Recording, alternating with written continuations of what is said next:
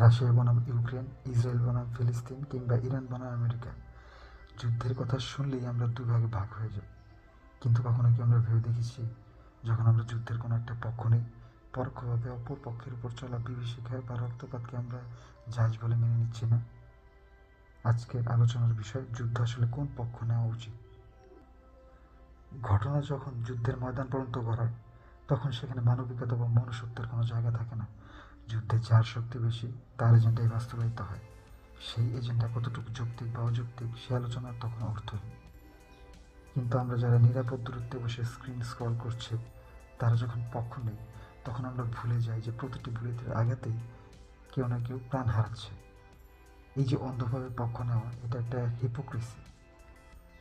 একটু গভীরভাবে চিন্তা করে দেখি, স্রষ্টা আমাদের দেখার, শোনার ও অনুভব করার ক্ষমতা দিয়েছে।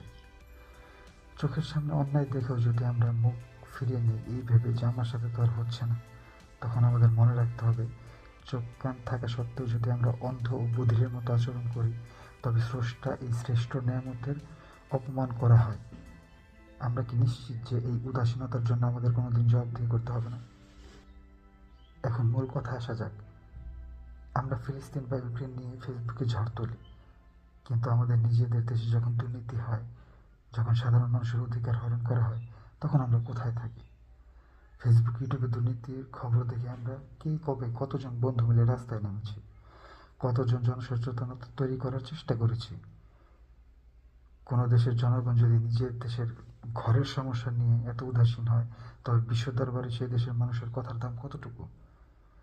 দেশ মানে শুধু মানচিত্র নয়, দেশ মানে আপনি, আমি এবং আমাদের সমষ্টিগত চিন্তা।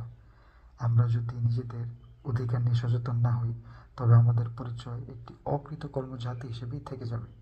তাহলে সমাধান কি? পক্ষ নিতে হবে যুদ্ধের আগেই, আর তা হলো মানবিকতার পক্ষ।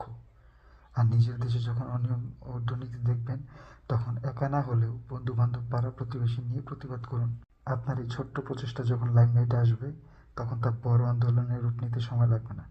মনে রাখবেন, যখন আমরা নিজের দেশের সমস্যা সমাধান করে একটি সচেতন জাতি হিসেবে মাথা তুলে দাঁড়াবো, ঠিক তখনই আন্তর্জাতিক ইস্যুতে আমাদের যুক্তির দাম থাকবে। উন্নত দেশের মানুষেরা যখন রাস্তায় নামে, বিশ্ব তখন তাদের কথা শোনে, কারণ তারা নিজ ঘর সামলাতে জানে। আগে নিজে ও নিজের দেশকে শক্তিশালী করুন, তারপর বিশ্বকে জ্ঞান দিন। নিজের বিবেককে প্রশ্ন করুন, উত্তর পেয়ে যাবেন। Keep listening, keep knowing and keep growing.